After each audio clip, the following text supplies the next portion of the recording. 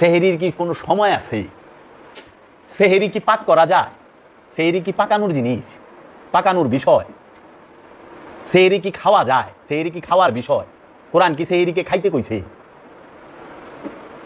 সেহেরি কি খাওয়ার বিষয়? সেহেরি মানে কি এটাই তো জানা নাই। এখন এই সিয়াম কি, রোজা কি, আত্মসংযম। আরবিতে সিয়াম, যে সিয়াম পালন করে তাকে বলে সায়েম, রোজাদার। আত্মসংযমকারী তাকে আরবিতে সায়েম বলে। তাহলে সায়েম আর সিয়াম, সিয়াম হচ্ছে আত্মসংযম, সিয়াম যে পালন করে সে হচ্ছে সায়েম। তাহলে এই সায়েম সে কি করব? আত্মসংযম করব। তাহলে বাবা জাহাঙ্গীর বলতেছে, আমার দয়াল মুর্শিদ কিবলা কাবা, যে প্রতিটা জিনিসের দুইটা দিক থাকে। একটা হলো হাকিকি দিক, একটা হলো মেজাজি দিক। একটা অনুষ্ঠান, একটা মূল, একটা রূপক, একটা আসল মূল। তাইলে এই সিয়ামেরও হাকিকি দিক আছে, মেজাজি দিক আছে। মানে হাকিকি দিক হচ্ছে আত্মসংযম, আর আমরা মেজাজি দিক দেখি যে সারা দিন মানে ভোর থেকে নিয়ে সন্ধ্যা পর্যন্ত পান এবং আহার থেকে আমরা বিরত থাকি। কেউ বলে কামাচার থেকে, পাপাচার থেকেও বিরত থাকি। আচ্ছা, ঠিক আছে, মেজাজি দিক। এখন আমরা সমাজে দেখতে পাই যে সিয়াম সম্পর্কে অধিকাংশ মানুষের দুইটা দিকের ধারণা নাই। মানে মূল দিকের ধারণা শতকরা 98 জনের নাই। শতকরা 98 জনের সিয়ামের যে মূল বিষয়, আত্মসংযম বিষয়ে ধারণাই নাই। আর এই সিয়ামের সমাজের মধ্যে শতকরা 98 জনের এই মেজাজি দিকটা জানা আছে, আনুষ্ঠানিক দিক 98 জনেরই জানা আছে, আর মূল দিক 98 জনেরই জানা নাই। তাহলে এখন দেখা গেছে তারা সিয়াম মনে করতেছে ফজরের আজানের আগে, মানে রাত 2:30টার থেকে শুরু করে কিংবা 2টা থেকে শুরু করে আমাদের সমাজের যে মসজিদ আছে সেখানে শ্রদ্ধীয় আলেম এবং শ্রদ্ধীয় মজ্জিন সাহেবরা ওনারা মাইক স্টার দিয়ে ডাকাডাকি করেন দেখি যে মা বোনেরা উঠুন উঠুন, সেহেরি পাক করুন, সেহেরি পাক করার সময় হয়েছে, আর ঘুমাবেন না, সেহেরি পাক করুন, ডাকে না? আচ্ছা, যখন 3টা 3:30 বাইজা যায় তখন স্টার্ট হয় যে আপনারা এখন সেহেরি খাওয়া আরম্ভ করুন। এইটাও মাইক দাঁড়াইকে কেমন লাগে, সেহেরি খাওয়া আরম্ভ করুন। মজ্জিন সাহেবরা, কোথাও মুসল্লিরা বলে, কোথাও ইমাম সাহেব বলে। আচ্ছা, লাস্টে দেখি যখন একদম ফজরের আজানের আগ সময় হয়ে যায় তখন খাবারদার আর সেহেরি খাবেন না, আর খাবেন না, সেহেরি খাওয়ার সময় শেষ, আর খাবেন না। মানে এমনভাবে কয় যে এই ডরে খাবারদার, সাবধান, আর খাবেন না, সেহেরি খাওয়ার সময়ই শেষ। সেহেরির কি কোনো সময় আছে? এটা মেজাজিতে আছে যেটা খাওয়া। এখন আমি যদি একটা প্রশ্ন করি জানার জন্য, শেখার জন্য শ্রদ্ধেয় আলেম সমাজের কাছে, পীর মাশায়েখদের কাছে, যে সেহেরি কি পাক করা যায়? সেহেরি কি পাকানোর জিনিস, পাকানোর বিষয়? সেহেরি কি খাওয়া যায়? সেহেরি কি খাওয়ার বিষয়? কোরআন কি সেহেরিকে খাইতে কইছে? সেহেরি কি খাওয়ার বিষয়? সেহেরি মানে কি এটাই তো জানা নাই। আচ্ছা, এখন সেহেরি খাওয়ার শেষ সময়। আচ্ছা, আজকে সেহেরি খাওয়ার শেষ সময় 3:45 বলে না, 3:40 এইভাবে বলে সেহেরি খাওয়ার শেষ সময়, এরপরে আর খাওয়া যাবে না। এটা মেজাজি। হ্যাঁ, তো এখন সিয়াম সেটা আত্মসংযম। আনুষ্ঠানিকতায় আমরা দেখতে পাই মানুষ দেহ সংযম করতেছে, পান এবং আহার থেকে বিরত থাকতেছে। পান এবং আহার এই দুইটা হচ্ছে দেহের বিষয়, দেহের বিষয়, পেটের বিষয়, পেটের সংযম। পেটকে, দেহকে খাবার থেকে বিচ্ছিন্ন রেখে, খাবার থেকে বিচ্ছিন্ন থাকলে দেহ কেমন স্বাদ গ্রহণ করে, কেমন স্বাদ পায়, টেস্ট দেয়, সেইটা অনুভব করা, ফিল করা। এর জন্য মেজাজিভাবে আমরা দেখি ভোর থেকে নিয়ে সন্ধ্যা পর্যন্ত, কখনো 12 ঘন্টা, কখনো 11 ঘন্টা, কখনো 13 ঘন্টা, কখনো 14 ঘন্টা, কখনো 10 ঘন্টা, এইরকম সময়ের ডিফারেন্সে তারা রোজা রাখে। রোজা কি 12 ঘন্টার জন্য? সিয়াম কি 12 ঘন্টার জন্য? আত্মসংযম কি 12 ঘন্টার জন্য, 14 ঘন্টার জন্য, 13 ঘন্টার জন্য? সিয়াম কি একদিনের জন্য? সিয়াম কি 1 মাসের জন্য? সিয়াম কি শুধু দিনের বেলার জন্য? কিন্তু আমরা তো দেখতে পাই হাকিকি সিয়াম হচ্ছে 24 ঘন্টা। হাকিকি সিয়াম 24 ঘন্টা, হাকিকি সিয়াম সারা জীবন, হাকিকি সিয়াম সারাক্ষণ, হাকিকি সিয়াম প্রতিটা মুহূর্ত মূল। কিন্তু মেজাজির বেলায় দেখি একটা সময়, অল্প কিছুক্ষণ সময়। তো এইটা রাখতে হবে, এটাই অস্বীকার করতেছি তা না। আমার মূল উদ্দেশ্য হচ্ছে সিয়াম কি সেইটা সম্পর্কে মানুষকে জানানো, মানুষকে সচেতন করা, যে আপনি অনুষ্ঠান করতে করতে মূলটাকে ফলো করেন, মূলের মধ্যে প্রবেশ করেন, যেই সিয়াম সত্যি আপনার আত্মসংযম করবে। এখন আমরা দেখতে পাই সমাজে আত্মসংযম করতেছে, তারা খাবার খায় না, ভাত খায় না, ভাত থেকে বিরত থাকে। পানি পান করে না, পানি থেকে বিরত থাকে। তারা মাছ, মাংস, দুধ, ডিম, ফল, ফলাদি কোনো প্রকার খাবার, এমনকি পান, বিড়ি, সিগারেট কোনো কিছুই খায় না, সব থেকে বিরত থাকে। এটা হলো আনুষ্ঠানিক শরীয়তি মেজাজি সিয়াম, রূপক সিয়াম। এতে কি হইল? দেহ সংযম হইল। কিন্তু আল্লাহ তো বলছে আত্মসংযম করো। ভাত না খাইলে কি আত্মসংযম হয়? ভাতের সাথে কি নফসের সংযমের মানে অন্তরের যে সংযম, মনের যে সংযম, মনের সাথে ভাতের কোনো সম্পর্ক আছে? মনের সাথে ভাতের কোনো সম্পর্ক আছে? নাই তো। মনের সাথে পানির সম্পর্ক আছে? না। মনের সাথে পান, বিড়ি, সিগারেটের সম্পর্ক আছে? মনের সাথে এই যে খেজুর টেজুর, আবি জাবি এগুলোর সম্পর্ক আছে? ফল ফলাদি? না। তো সিয়ামের মূল হচ্ছে মনকে পবিত্র করা, মনকে সংযম করা, আত্মসংযম করা, অন্তরকে সংযত করা, অন্তরের রূপ যেগুলা সেগুলা থেকে বিরত থাকা। এখন সমাজে কি হচ্ছে?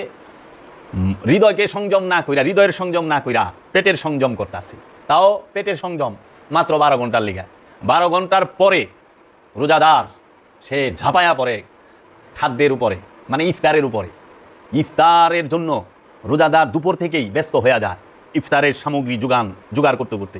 কেউ ফল আনায় ব্যস্ত, কেউ শরবত বানানো ব্যস্ত, কেউ মা বোনেরা তো একদম বেগুনি, আলুর চপ, ঘুমনি, সুলা, পেঁয়াজু, তারপরে ওই যে শাহি জিলাপি, ওই যে বুন্দি, তারপরে ওটারে কী কয় ভেজিটেবল চপ, ডিমের চপ, মানে কত প্রকার। আবার যেটুক না জানা থাকে ওটুক বিভিন্ন প্রকার রান্নার ভিডিও দেখায় সেখানে, যে ইফতারের আইটেম, ইফতারের আবার আইটেমও থাকে। জিনিসগুলো খেয়াল করে, এটা কিন্তু কয় না খাবারের আইটেম, ইফতারের আইটেম। আচ্ছা, চক বাজারে যাইবেন, বড় বাপের পোলায় খায় খাসির রান ভাজা, মুরগির রান ভাজা, সুতি কাবাব, বটি কাবাব, জালি কাবাব, শিক কাবাব, নান্নার হালিম, মুন্নার সব কত কিছুরে বাবা, শাহি জিলাপি, মেরা জিলাপি, ওই যে চিকুন চিকুন জিলাপি, শেষ নাই। মানে একই সে একই। এখন যদি আপনি ওইভাবে যান, ইফতার দেখলেই মাথা নষ্ট, যে কত আইটেম করছে। এটা বলে সংযমের মার, সংযম করতে আছে। সবচেয়ে বড় খরচের মাস বানায় লইছে, তাই না কি? এখন কথা হইল যে এই সংযমের মাস, নফসকে সংযম করতে হয়, মনকে সংযম করতে হয়, হৃদয়কে সংযম করতে হয়। হৃদয় সংযম করা, হৃদয়ের সংযম। এখন হৃদয়ের সংযম কেমনে করবেন? ভাত, মাছ, মাংস, পানি থেকে বিরত থাকলে যেরকম কষ্ট লাগে, ঠিক আমার মনটাকে সেই রকম সমস্ত প্রকার লোভ, হিংসা, মোহ, মদ, মাৎসর্য, অহংকার, ক্রোধ, কামনা, বাসনা, চাওয়া পাওয়া থেকে বিরত রাখতে হয়। তখন বোঝা যাইব। আমাদের জানার বিষয় হলো যে রোজার সাথে কি কি জড়িত। সিয়ামের সাথে, সিয়ামের সাথে জড়িত কি? জাকাত। সিয়ামের সাথে জড়িত সেহরি। সিয়ামের সাথে জড়িত ইফতার। সিয়ামের সাথে জড়িত সালাদ। সিয়ামের সাথে জড়িত কদর, তাই না? এখন আমরা আসি, এক একটা আমরা হাকিকি এবং মেজাজি আলোচনা করি। প্রথম আমরা কি করি? সিয়াম করি। সিয়াম করতে গেলে প্রথমে কি করতে হয়? বাবা জাহাঙ্গীর বলতেছেন, বাবা জাহাঙ্গীরের দর্শন বলতেছে, সিয়াম যখন আমরা করি, সিয়ামের সর্বপ্রথম সিয়ামের হলো জাকাত দেওয়া। জাকাত। এখন জাকাতের দুইটা দিক আছে, একটা মেজাজি, একটা হাকিকি। মেজাজি জাকাত হচ্ছে অর্থ সম্পদের মূল্য অনুযায়ী সেই সম্পদের 2.5% মানুষকে, গরিব দুঃখী মিসকিন এতিম এদেরকে দিয়া দেওয়া, বিলি করে দেওয়া মেজাজি জাকাত, অর্থ দিয়া দেয়। আর হাকিকি জাকাত হচ্ছে আত্মসংযম, কি? আমিত্ব ত্যাগ করা। আমিত্ব ত্যাগ করা মানে আমিত্ব কাকে বলে? আমিত্ব আরো ভাঙলে কি হয়? আমিত্ব মানেই হচ্ছে মায়া। মায়ারে আরো ছোট করলে কি হয়? কামনা। কামনা ত্যাগ করা। কি ত্যাগ করা? কামনা। আপনি বুকে হাত দিয়া বলেন তো, আপনি কি কামনার কোনো প্রকার কামনা আপনার মধ্যে নাই? কোনো প্রকার কামনা আমার মধ্যে কি কোনো প্রকার কামনা নাই? আছে তো, অনেক রকম কামনা আমার মধ্যে আছে। তো কামনা ত্যাগ করাটাই হচ্ছে জাকাত। এখন এই কামনা কার কাছে ত্যাগ করবেন? উৎসর্গ করবেন কার কাছে? আল্লাহর রসুলের কাছে। রব্বুল আলামিন যে রসুল প্রেরণ করেছেন সেই রসুলের কাছে কামনাকে বিসর্জন দিতে হবে। কামনাকে বিসর্জন দিয়ে শুধু একটা জিনিসই থাকবে, সেটা হলো রসুলের আনুগত্য, রবের আনুগত্য। রসুলের প্রেম, রবের প্রেম। রসুলের দিদার, রবের দিদার, এই জিনিসটাই থাকবে। আবার এই রসুল আর রব আলাদা না। কোরআনে সূরা নিসায় বলা হচ্ছে 150, 51 আয়াতে, ওয়া ইউরিদুনা ইউফারিকু বাইনাল্লাহি ওয়া রাসূলিহি উলাইকা হুমুল কাফিরুনা হাক্কা। ওয়া এবং ইউরিদুনা, যারা ইরাদা করে, মনে মনে ইচ্ছা করে, আইয়ুফারিকু, ভাগ করার চিন্তা করে, বাইনাল্লাহি, বাইনা মানে মধ্যে, আল্লাহি আল্লাহ ওয়া এবং রসুলি রসুলের মধ্যে, ওলাইকা হুমুল কাফেরুনা হাক্কা, তাহারাই হলো 100% কাফের। তাহলে আমার একমাত্র কামনাকে বিসর্জন দিয়ে রবের এবং রবের যে প্রতিনিধি, রবের যে প্রেরিত খলিফা রসুল, তাকে তার কাছে কামনা বিসর্জন দিলেন, আমিত্ব ত্যাগ। তারপরে আসে সেহরি সর্বপ্রথম। হ্যাঁ, সেহরি কি? সেহরি মানে হচ্ছে আত্মবল, আত্মশক্তি, নিজের মনের জোর, আত্মবল। আমরা কই না আমার মনে জোর আছে, মনের শক্তি আছে। আত্মবলে বলিয়ান হওয়া, আত্মশক্তিতে শক্তিমান হয়ে যাওয়া। কেন আত্মবল? সেহরি মানে মূলে আত্মবল। আমাকে যেন, আমার মনকে এবং আমার নফসকে, মানে নফস সবসময় এই চিন্তা দেবে যে আমার মন যেন আমাকে কখনোই, আমার মনটা যেন কখনোই লোভ না করে, লোভের মধ্যে না যায়। আমার মনটা যেন কখনোই কাম ভাব না জাগায়, কামের মধ্যে না যায়। আমার মনে যেন অহংকার না জাগে, আমার মনে যেন ক্রোধ না জাগে, আমার মনে যেন হিংসা না জানে, এবং আমি হিংসা করব না, ক্রোধ করব না, অহংকার করব না, মায়ায় লিপ্ত হব না, তো লোভে লিপ্ত হব না। এই সমস্ত কিছু থেকে বিরত থাকার যে শক্তি, এই আত্মবল, এই আত্মবলকে বলা হয় সেহরি। যে হ্যাঁ, আমি যাব না, এইখানে স্থায়ী থাকা, আত্মবলে বলিয়ান হওয়া। আর এই মনের স্থায়ী যে বল, এই আত্মবলকেই, এখানেই ধৈর্যের পরিচয়।